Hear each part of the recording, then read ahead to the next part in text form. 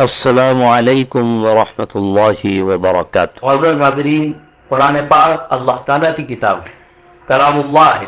اللہ تعالیٰ نے اس کی حفاظت کی ذمہ داری دی۔ خود یہ بات اللہ تعالیٰ نے ارشاد فرمائی، اِنَّا نَحْنُ نَزَّلْنَا الذِّكْرَ وَإِنَّا لَهُ لَحَافِظُونَ، کہ بے شک ہم نے اس قرآن پاک کو نازل کیا ہے اور ہم بھی اس کی حفاظت کرنے والے ہیں۔ ایمان کی ذمہ داری خود اللہ تعالیٰ نے دی ہے، تو پھر کیسے کوئی اس میں تبدیلی کر سکتا ہے؟ ایسی کتاب کہ جس کے بارے میں اللہ کے رسول صلی اللہ علیہ وسلم نے ارشاد فرمایا کہ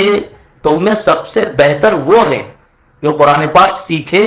اور سکھائے۔ آپ صلی اللہ علیہ وسلم نے ان لوگوں کو سب سے بہتر قرار دیا ہے، اس لیے کہ کلام اللہ کو تمام کلاموں پر ایسی فضیلت ہے کہ جس طرح اللہ تعالیٰ کو اپنی مخلوق پر فضیلت ہے، ویسی تمام کلاموں میں کلام اللہ کو اتنی فضیلت حاصل ہے، اور اسی لیے اس کے سیکھنے اور سکھانے والے یہ سب سے بہتر لوگ ہیں۔ بخاری شریف میں یہ حدیث موجود ہے، اور مسلم شریف میں حضرت عمر رضی اللہ تعالیٰ کی روایت ہے کہ آپ صلی اللہ علیہ وسلم نے ارشاد فرمایا کہ بے شک اللہ تعالیٰ اس قرآن کے ذریعے سے قوموں کو بلندی عطا کرتا ہے اور کچھ قوموں کو پستی میں اتار دیتا ہے۔ یعنی مطلب یہ ہے کہ جو اس پر عمل کرتے ہیں اور اس کے تمام آداب کا لحاظ رکھتے ہیں، ان تمام لوگوں کو سربلندی عطا ہوتی ہے، دنیا میں بھی اور آخرت میں بھی، اور جو اس کا خیال نہیں رکھتے تو وہ پستی کے شکار ہوتے ہیں۔ تو معزز ناظرین، بہت غور کرنے کی بات ہے کہ آج ہمارے جو حالات ہیں، اس حدیث کی روشنی میں اگر ہم غور کریں تو اس کی وجہ یہی معلوم ہوتی ہے کہ ہم نے کتاب اللہ کو چھوڑ دیا ہے، اور کتاب اللہ کے جو حقوق ہیں اس کو ہم ادا نہیں کر پانے۔ کتاب اللہ کو سیکھنا اور سکھانا، اس کو سمجھنا اور اس کے مطابق عمل کرنا، یہ ساری چیزیں ہم نے چھوڑ دی ہیں، جس کے نتیجے میں آج ہم ذلت اور خاری کا شکار ہیں۔ شیخ الہند مولانا محمود الحسن صاحب جب مالٹا کی جیل سے واپس آئے تو انہوں نے کہا کہ میں نے غور کیا تو مجھے پتہ چلا کہ دو چیزیں ایسی ہیں کہ جس کی وجہ سے امت جو ہے یہ زوال اور پستی کا شکار ہے۔ اس میں انہوں نے پہلی بات یہ بتائی کہ کلام اللہ کو چھوڑ دینے کی وجہ سے امت پستی کا شکار ہے، اور دوسری وجہ یہ بتائی کہ آپس کے جھگڑے، اس امت کے جو آپس کے جھگڑے ہیں، اس کی وجہ سے آج وہ ہر جگہ ذلیل و خوار نظر آ رہی۔ تو یہ بہت غور کرنے کی بات ہے کہ آج ہماری ذلت اور پستی جو ہے یہ اس وجہ سے ہے کہ ہم نے کلام اللہ کو چھوڑ دیا ہے۔ ہم غور کریں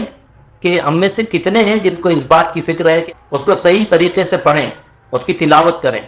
اور روزانہ اس کی تلاوت کا معمول بنائیں، اور اس کے ساتھ ساتھ اس کو سمجھنے کی بھی فکر کریں۔ کلام اللہ جو نازل کیا گیا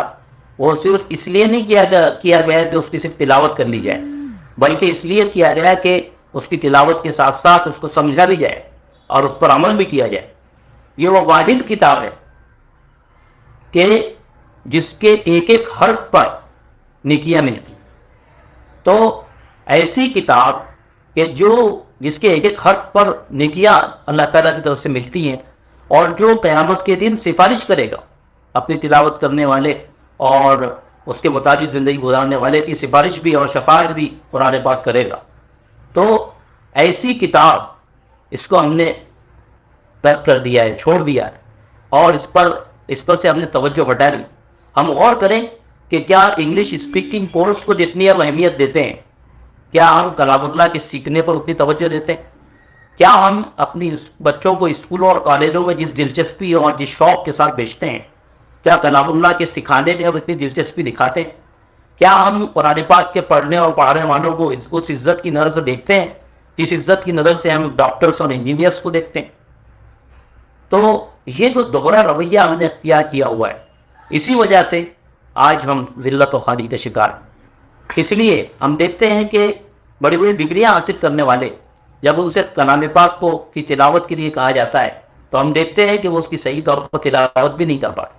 حالانکہ وہ دنیاوی اعتبار سے بڑے سے بڑی ڈگری حاصل کیے ہوئے ہیں۔ اس کا مطلب یہ نہیں ہے کہ یہ کہا جا رہا ہے کہ دنیاوی ڈگری حاصل نہ کی جائے، بالکل کی جائے، اعلیٰ سے اعلیٰ تعلیم حاصل کی جائے، اسلام نے اس کے لیے کہیں بھی کوئی رکاوٹ نہیں رکھی، لیکن اس سے پہلے ہمارے بچے اس قابل ہوں کہ وہ ہمارے بچے ہمارے بڑے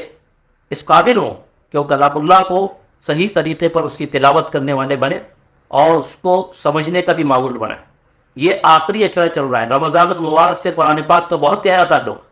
اسی مہینے میں اس کو نازل کیا گیا، اور خاص طور سے لیلۃ القدر سے اس کا بہت گہرا تعلق، اسی لیے کہ اسی رات میں اس کو نازل کیا گیا۔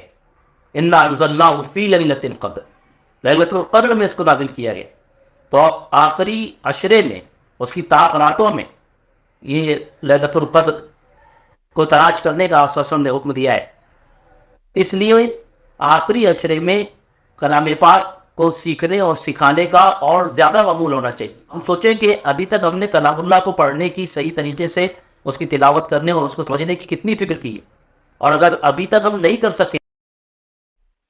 السلام علیکم ورحمۃ اللہ۔ صحیح طریقے سے تلاوت کرنا فرض ہے۔ اگر ہم اس کی تلاوت نہیں کر سکتے ہیں صحیح طریقے سے تو ظاہر بات ہے کہ ہماری نماز بھی درست نہیں ہو۔ اس کے لیے ہم صرف 10 صورتوں پر اکتفا نہ کریں، بلکہ ہم یہ طے کر لیں کہ روزانہ ہم انشاءاللہ قرآن پاک کو سیکھنے کی ہم روزانہ کوشش کریں اور اس کو سمجھنے کی بھی روزانہ کوشش کریں، اور ہم اس پر عمل کرنے کی بھی کوشش کریں۔ حضرت عائشہ رضی اللہ تعالیٰ عنہ سے جب آپ صلی اللہ علیہ وسلم کے اخلاق کے بارے میں پوچھا گیا تو انہوں نے فرمایا کہ آپ صلی اللہ علیہ وسلم کے اخلاق ہو یا قرآن پاک ہے، یعنی قرآن پاک کو پڑھتے جائیے اور آپ کی زندگی کو دیکھیے، بالکل قرآن پاک کے مطابق آپ کی زندگی تھی۔ تو اس کا مطلب یہ ہوا کہ جب ہم کلام پاک کو سمجھیں گے تب آپ کو سمجھ میں آئے گا کہ ہم سے کیا مطالبہ کیا جائے، اور اس کے مطابق ہم اپنی زندگی کو ڈھالنے کی کوشش کریں گے۔ اور جب ہمیں پتہ ہی نہیں ہوگا کہ کلام اللہ ہم سے کیا مطالبہ کرتا ہے تو پھر ہم اپنی زندگی کو کیسے درست کر سکتے ہیں۔ اس لیے ہم بالکل اس بارے میں فکر مند ہو جائیں اور یہ اجتماعی طور پر کوشش کریں، اس لیے کہ تمہارا زیادہ کی جو حدیث ہے اس میں یہ بات ارشاد فرمائی کہ قوموں کو اللہ ترقی دیتا ہے، یعنی جو کلام پاک کا صحیح دیہات رکھتے ہیں، اس پر عمل کرتے ہیں، اس کے ذریعے قوموں کو ترقی ملتی ہے، اور اگر اس کا لحاظ نہیں رکھا جاتا تو قوم پستی میں چلی جاتی، تو قوموں کو جو عزت ملتی ہے وہ کلام پاک سے ملتی۔ تو اس لیے ہم اگر یہ چاہتے ہیں کہ ہم کو عزت و سرخروئی حاصل ہو، ہم کو کلام پاک پر خاص طور سے توجہ دینے کی ضرورت ہے۔ اللہ تعالیٰ ہمیں کلام اللہ کی صحیح طور پر تلاوت کرنے، اس کو سمجھنے اور اس کے مطابق اپنی زندگی کو ڈھالنے کی توفیق عطا فرمائے۔